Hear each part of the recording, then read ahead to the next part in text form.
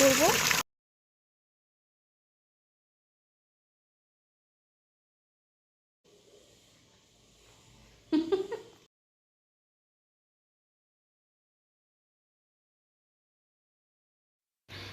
Welcome সবাইকে আমার নতুন আরও একটি ব্লগে। তো কেমন আছো তোমরা সবাই? সকালবেলায় চলে গেল আতপের কৌটোর মধ্যে চোখ, দেখি কালো কালো পোকা ধরেছে। তো এদের তো সদ্গতি করতে হবে, তাই দেখলাম কড়া রোদ করেছে, দিলাম তাদের ফেলে। তারপর একে একে সমস্ত কাজ সারলাম, আর কাজ সারার পর চলে এসেছি দেখো উঠোনে ঝাঁটা বালতি আর মগ নিয়ে। তো উঠোনটাকে এখন আমি ধেয়ে পরিষ্কার করে নেব, কারণ হচ্ছে এখানে গম মিলবো তার জন্য।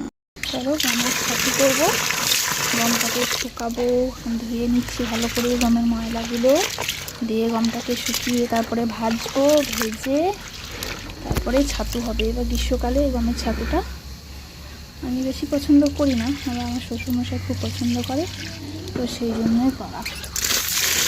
চলো, আজ সোমবার শিবের পুজো করে তাড়াতাড়ি রান্না বসিয়েছি। রান্না বসিয়ে দেখো এখন আমার নিরামিষ রান্নাগুলো চলছে, এখনও কমপ্লিট হয়নি। তোমরা তো জানো আমার নিরামিষ আমিষ দু রকমের রান্না করতে হয়। তো রান্না নিরামিষটা হয়ে গেলে তারপরে আমিষে হাত দেবো। আর বাইরের আবহাওয়াটা এমন করেছে না, প্রচণ্ড হাওয়া দিচ্ছে, ঝরঝর করে হাওয়া দিচ্ছে, রোদও করেছে, তার জন্য দেখো জানালা বন্ধ করে আমাকে রান্না করতে হচ্ছে। এত হাওয়া দিচ্ছে যে রান্নার যত ধোয়া এই তেলগুলো একদম ঘরের মধ্যেই চলে আসছে। তো চলো এখন রান্নাটা কমপ্লিট করি, তারপর তোমাদের সামনে আসছি। বাবা সকালবেলা হাতে থেকে বেল নিয়ে এসেছিলো, তো ভাবলাম শরবত করব। তো দেখি একটা বেল পচা, মোটাটাই পচা, তো সেই জন্য আর শরবত করে কি করব। একটা বেল ছোট্ট মতো বেল ছিল, তো এটা ঠাকুরকে একটু দিলাম আজ সোমবার। তো তারপরে দেখলাম পড়ে আছে, তো আমি খেয়ে নিই, তাই খেয়ে নিলাম এখন। তো স্কুল থেকে এলো আর কোনো রকমে দুটো ভাত তাড়াতাড়ি মুখে দিয়ে আবার চলছে টিউশন পড়তে।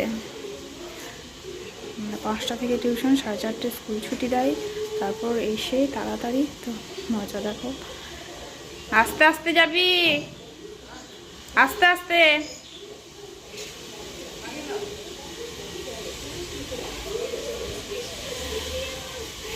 চলো দরজাটা এখন লাগিয়ে দিই আমি, দরজাটা খুলেই চলে গেল, এত ব্যস্ত দেখছো। চলো দরজাটা এখন লাগিয়ে দিই, চলে গেছে দরজা খুলে। চলো এবার চা করি, চা করতে হবে, চা খেতে চলে আসবে, দোকান গেছে ও ঘুম থেকে উঠেই।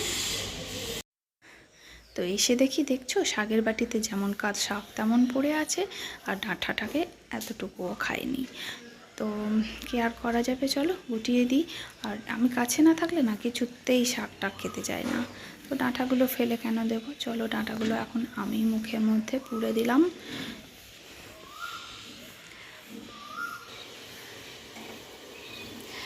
তো বিকালের চা এখন বসিয়ে দিয়েছি, ও দোকান থেকে এসে চাটা খাবে, সেই জন্য একটু তাড়াতাড়ি চাটা করতে হয়।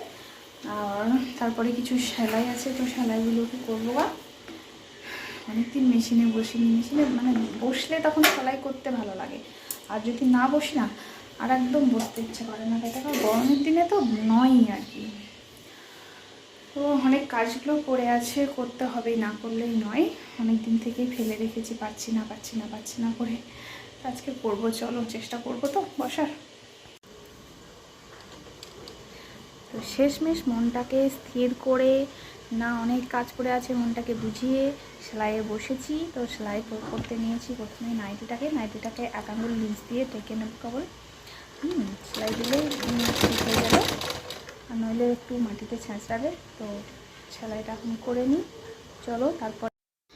তারপরেই চলে এসেছি দেখো চুল আঁচড়াতে, কারণ বিকালবেলায় আমি চুলে তেল দেওয়া বলো চুল আঁচড়াতে খুব কাতর, কারণ জানি না ভালো লাগে না। তো আজকে স্নান করেছিলাম, তো চুলগুলো যেন উস্কো শুষ্কো হয়েছিল, তো খেপি লাগছে একদম, তো সেই জন্যই চুলটা আঁচড়ে নিলাম।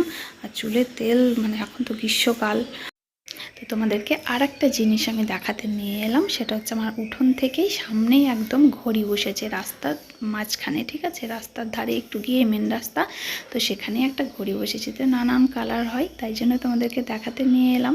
তো চলো ব্লগটা আজকের মতো এই পর্যন্তই, দেখা হচ্ছে পরের ব্লগে।